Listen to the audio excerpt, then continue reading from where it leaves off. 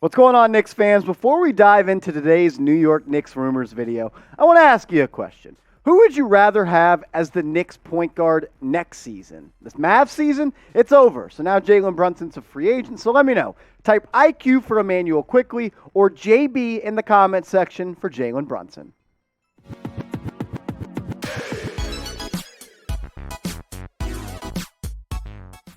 What's going on, Knicks fans? Today's show is presented by Aura, an all-in-one digital safety tool that'll help you protect yourself online. You can get started today with a 14-day free trial at aura.com/chatsports. We'll tell you guys more about them later on in today's show. But to start today's show, we're going to touch on the latest rumors surrounding Jalen Brunson, and then on the tail end, we'll talk about D'Angelo Russell and his trade rumors. But first, Jalen Brunson in the Mavs season is over after losing to the Golden State Warriors in the Western Conference Finals last night in just 5 games. And now Brunson, he's an unrestricted free agent. So if he wants to go to another team, the Mavs, they won't have a chance to match that contract. And maybe the Knicks could go and make a move for Brunson. They've been linked to Brunson for a very long time, dating back to the NBA trade deadline. There was rumors and stuff started to come out at that point that Jalen Brunson wanted $20 million per year on his next contract. And he played extremely well in the NBA playoffs, upping how much he deserves on the open market.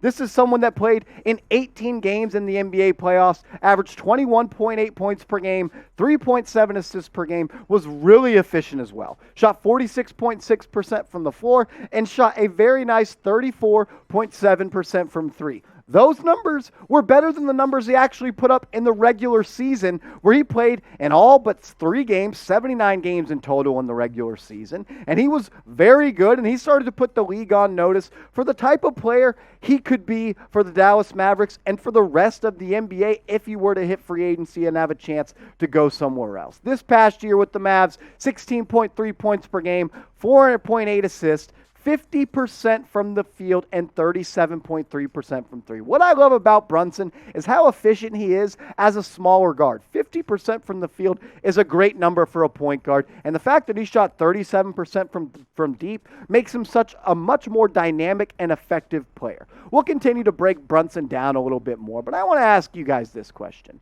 Should the Knicks sign Jalen Brunson? They're going to have to clear up some cap space if they want to do so. Because right now the Knicks, they don't have enough money to go out and sign with Jalen Brunson. So it might have to be a sign and trade involving a guy like Mitchell Robinson. But I want to ask you this question. Should the Knicks sign JB? Type S for sign, or you can go down in the comment section and type P for pass. When you think about Jalen Brunson and the type of player he is, he's going to come over to this Knicks team if they go out and sign him in free agency, and he would be the biggest fish that they could possibly get, and it would fill a very big need.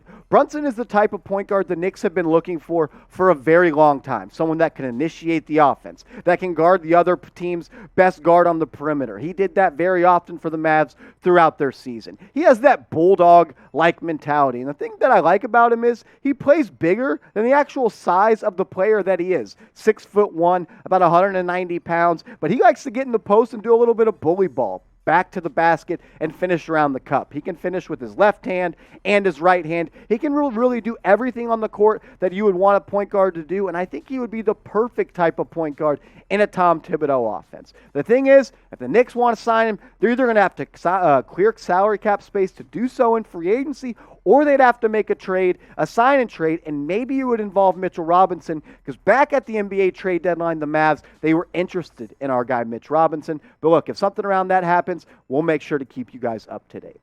Off the top of the show, I told you guys about Aura. Now we're going to break it down even more. They offer financial fraud protection, identity theft protection, as well as online and device security. You do more online now, today, than you ever did in the past, and they offer family plans to protect up to 5 people. Get started with them at aura.com/chatsports, and you can start a 14-day free trial. That's aura.com/chatsports. And they also have, you can get near real-time alerts on suspicious credit card inquiries. So if something's crazy going on your credit card, we've all had that before, where you just go and look at your bank account and you're like, I didn't spend that money. I didn't do that. Who did that? Aura can put a stop to that. Get started with them today. Aura.com/chatsports. I'll have the link to that in the comments and description of this video. Click on it, get started, check out their 14-day free trial. Look, if you don't like it, you can cancel it at any time. Just make sure you get started over there. I promise you won't regret it. Aura.com/chatsports. Story number 2 on today's show. Should the Knicks pursue a D'Angelo Russell trade? Russell is being shopped by the Minnesota Timberwolves this offseason. And could a Julius Randle straight-up swap for D'Angelo Russell make sense for both sides? If you have a front court of Karl-Anthony Towns and Julius Randle, that would be one of the best in the Western Conference for the Minnesota Timberwolves. And if you get D'Angelo Russell in New York City, that'd be a good get for the Knicks for the fact that they need a point guard. This is the summer of the point guard for the Knicks, whether it's Jalen Brunson or D'Angelo Russell. I truly believe that the Knicks are going to go out and make a move to get a starting point guard heading in to the 2022 NBA season. Mark Stein, he put this piece out a couple of weeks ago, but I think it's good to bring it back up to let you guys know where these trade rumors first started from. Stein said this: Russell wound up on the bench at crunch time in the Timberwolves' season-ending Game 6 defeat at home to Memphis and averaged just 12 points per game on 33.3% shooting in his second career playoff series. Numerous rival teams expect the Wolves to try to trade Russell this offseason, irrespective of Russell's close relationship with Minnesota star Karl-Anthony Towns. He didn't play well in the postseason, but he played really well in the regular season. His efficiency, not the best. The field goal percentage hovered around 41%, but he made 34% of his threes, and he averaged 18 points per game and 7 assists. D'Angelo Russell is a bucket-getting point guard. He's someone that can initiate the offense. He showed off that playmaking prowess this season, averaging 7 assists per game. And I think that will only get better as he ages more and becomes more of a veteran in the NBA. Look, we'll break this down more, and then if a D'Angelo Russell trade happens, this is the channel that's going to be breaking it down first on YouTube. I can guarantee you that. So go around right now, hit that big red button, youtube.com/KnicksTV. We just crossed over 6,000 subscribers, so I want to say thank you to everybody that has done so and hit that big red button. But look, we got another milestone in front of us. We're trying to get to 7,000 subscribers before NBA free agency. We're 818 people away. So go down right now, hit that big red button, join the squad, and become a part of New York Knicks Now. So this is what I think a trade would look like if the Knicks were to go out and try to make a move for a guy like D'Angelo Russell. Their contracts are very similar. Russell makes $31 million. Julius Randle is at about $25 million. This trade could happen straight up, but I want to hear from you, Knicks fans. If the Knicks were to get D'Angelo Russell in a trade, but they were to have to ship out Julius Randle to Minnesota to play for the Timberwolves, who do you think would be the winner of this deal? Type Knicks in the comment section if you think the Knicks would be the winners, or if you think the T-Wolves would win, just go down in the comment section and type T-Wolves.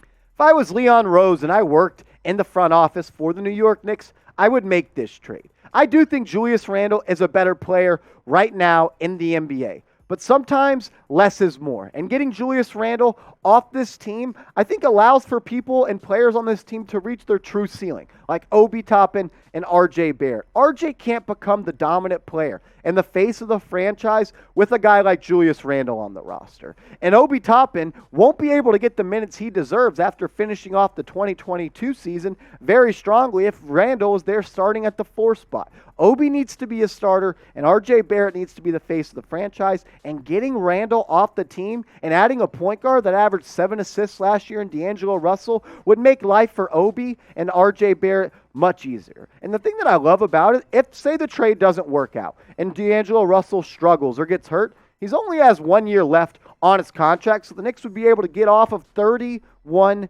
million next season. Julius Randle is still under the books for 3 more seasons. He just signed that contract extension prior to the 2021-2022 season, so you're going to have to pay him for a while.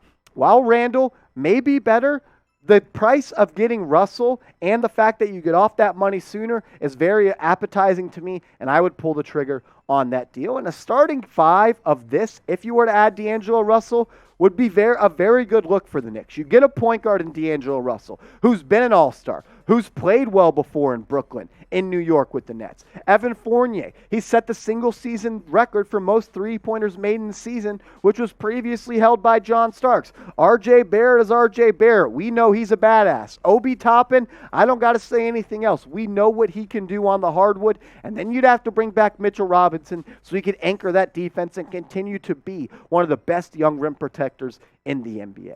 I want to say thank you to everybody that's clicked on today's video and made New York Knicks Now a part of their day. You're a real one, so show me some love over on Twitter at @MarshallGreen_. Everybody that gives me a follow today from this video, I'll make sure to give you a follow back.